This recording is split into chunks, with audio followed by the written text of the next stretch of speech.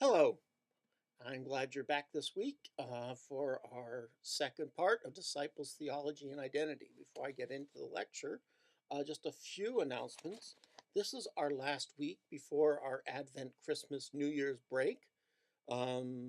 So after this week, we won't reconvene again until the 3rd of January, which is a Monday. So make sure you mark that on your calendars to gear back up to come back in to class on the 3rd of January. Soon after that, a week later, projects will start to become due on the 10th of January.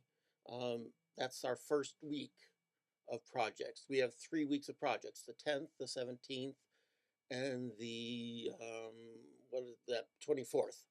I was having trouble adding 7 there for a second. And finally, for those of you who like to read ahead, the reading for the Disciple Foremothers Week is now posted. So if you look on the website, on the course website, you'll see what it is you're expected to read for that week. Okay? This week I'd like to continue some about the beliefs of the disciples. And specifically, what do we believe about the sacraments? Some people prefer to call them ordinances. But we believe there were 2 sacraments instituted by Jesus when he was living with us on earth. First is baptism. Most disciples accept any form of baptism as valid, but we practice baptism by immersion, which the founders believed was the early New Testament practice. The second sacrament is the Lord's Supper, which is the heart of each of our worship services. As you know, the joke is that, the disciples are always having communion. We believe in an open, welcoming table, and any believer may participate regardless of membership, age, or background. And in a poll that was done, disciples from around the country listed the Lord's Supper as the most meaningful thing about their weekly worship. So let's talk a little more about baptism. Disciples' view of baptism is that spiritually the selfish life is washed away and new life of trust in God begins. And baptism is a merging of divine grace and human response. It was Alexander Campbell saw the process as God's process, dependent on the power of God responding to the will of the person.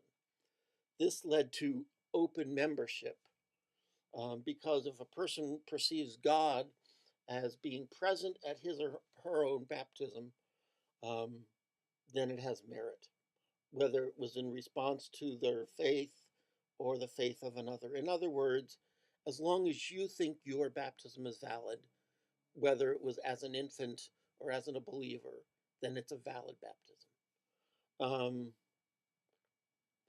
And baptism purpose is seen in the public witness of the individual's faith through the acting out of their burial and resurrection with Christ, and the acknowledgement of one's life of service to God. And finally, baptism is the merging of divine grace and human response. Now, let's turn for a second to the Lord's Supper.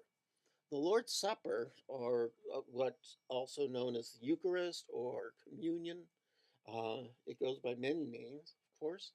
On the one hand, there's the episcopate churches, such as Catholic, Episcopalian, Orthodox, and others, who have a regular observance of the Lord's Supper, and it is central to their worship and liturgy. On the other hand, and my other hand will be up in a second, there it is. On the other hand, there's the free churches such as Baptist, Pentecostal, Brethrens, who have usually have an occasional observance of the Lord's Supper. They feel that too much emphasis on communion takes away from its significance. They see regular observance as a kind of liturgical structure that could interfere with the spontaneity of the Spirit.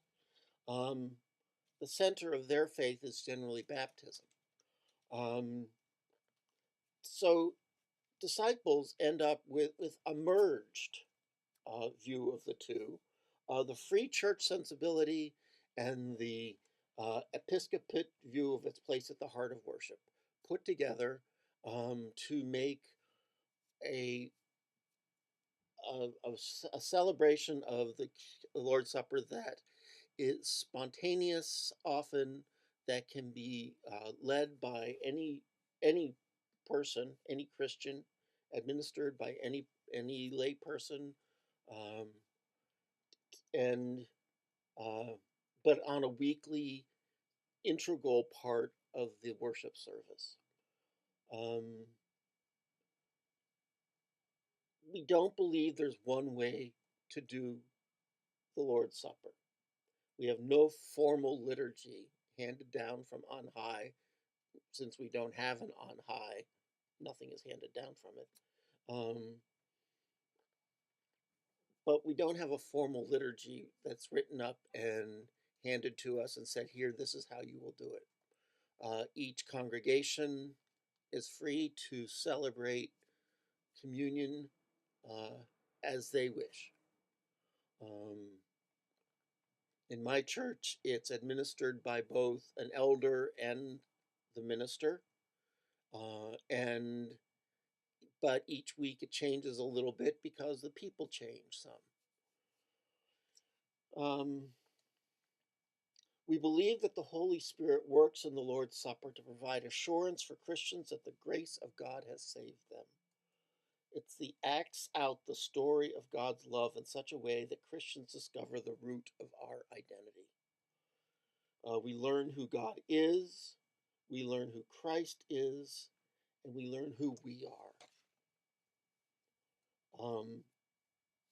We believe strongly that it's the Lord's table and not ours. Christ is the host and does the inviting, not us. Therefore, by necessity, we set an open table that is open to all.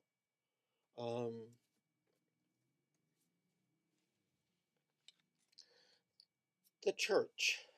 What do disciples believe about the church? It's a gathering place, a focus of the Christian community. Politically, local congregations are all autonomous. We are guided by the Holy Spirit, free to do what we are called to do, but not free to follow human whims and temptations or shortcuts. We have never believed, that doesn't mean we believe in being isolated from other congregations. We do have a structure that binds us together that we'll learn about in the last weeks.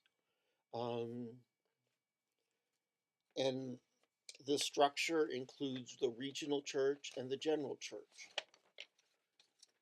all of which are autonomous and free from each other, though connected. And the tension that comes up in this is that we are in our freedom to be who we are as a congregation. We have to balance the rights of independence with the call to be one church. Therefore, if my church goes off and does something that is unchristian, it's a right and responsibility of other congregations to say something to us, essentially.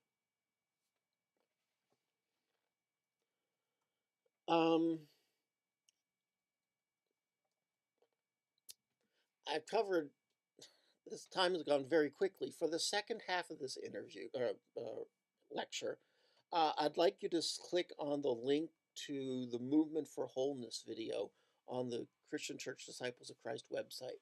And while you're there, you might want to take a look around. Thanks, and I'll see you in January. Merry Christmas.